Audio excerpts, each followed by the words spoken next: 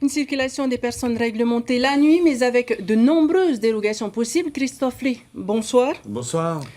Ma première question, que pensez-vous de ce couvre-feu ? Écoutez, j'en pense qu'il est imposé déjà. Il est imposé par l'État. Donc ça, c'est pas une bonne nouvelle. Mais en même temps, j'ai envie de vous dire, il y a une crise sanitaire.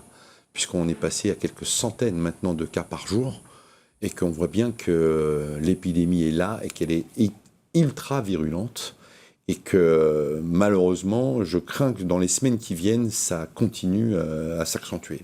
Donc, le couvre-feu, il était inévitable et de toute façon, il faut tout faire avant de repasser à un nouveau confinement s'il doit y avoir lieu. Parce que c'est la crainte de tout le monde, c'est le confinement.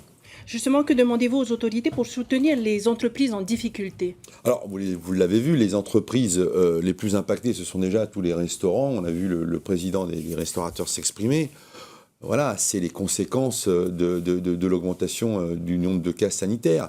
Mais en même temps, voilà, est-ce que cela va régler le problème ? On verra bien à travers les chiffres qui nous sont donnés un petit peu au compte-gouttes, qui changent un petit peu chaque semaine.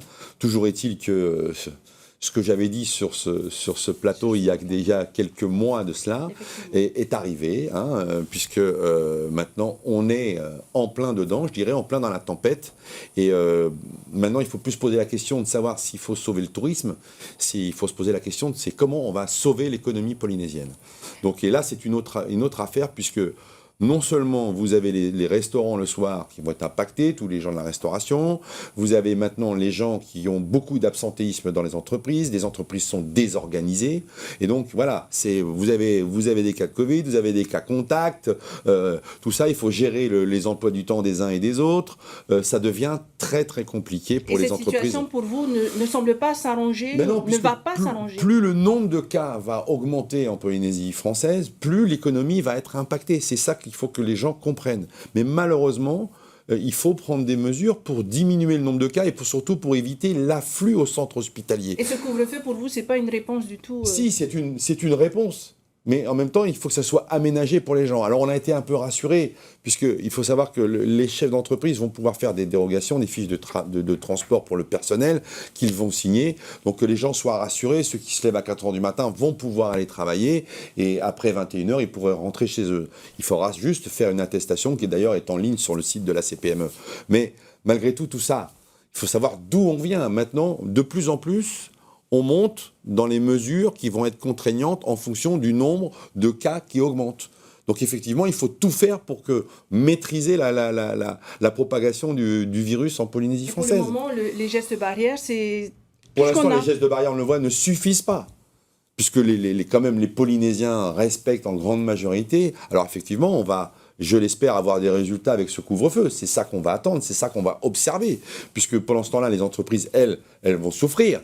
Aussi bien les gens de la restauration, du monde de la nuit qui sont fermés déjà, les discothèques sont fermées depuis un moment, donc on ne peut pas leur dire que c'est de leur faute. Maintenant, on est sur les restaurants, les bars sont fermés dans la journée, mais il y a bien d'autres secteurs d'activité qui sont impactés maintenant. Donc voilà, les conséquences commencent à arriver. Maintenant, on comprend mieux ce que je disais il y a quelques mois sur votre plateau, et malheureusement, j'ai bien peur que cela dure. Christophe Lee, est-ce que vous pensez que nos autorités ont perdu le contrôle sur cette pandémie en Polynésie française ? Je ne sais pas si c'est les autorités, mais en tout cas, on a bien compris que la propagation était hors contrôle. Et aujourd'hui, ce qui est important, c'est de pouvoir tester le plus rapidement possible et de façon massive. C'est ce que les partenaires sociaux avaient demandé il y a quelque temps. Donc on sait que les machines sont en train d'arriver. Il faut tester de façon massive, de pouvoir dire aux gens, ceux qui sont vraiment atteints du Covid, qu'ils puissent rester chez eux. Et puis ce que je voudrais vous dire, c'est qu'il faut respecter ces consignes. Je sais que ça va être difficile. Je sais, pour les chefs d'entreprise, il y en a qui ont tout perdu. C'est ça qu'il faut comprendre. Il y a des gens qui ont tout perdu déjà depuis quelques mois. Il y en a qui vont continuer à perdre leurs entreprises. Il faut qu'il y ait un minimum de solidarité qui se fasse dans ce pays. Et donc, mettez vos masques. Continuez à protéger vos matayapo. Il faut qu'ils restent chez eux. Maintenant, il ne faut plus qu'ils sortent du tout. Et puis, il va falloir traverser cette crise. Et elle va être, je crains qu'elle va être terrible.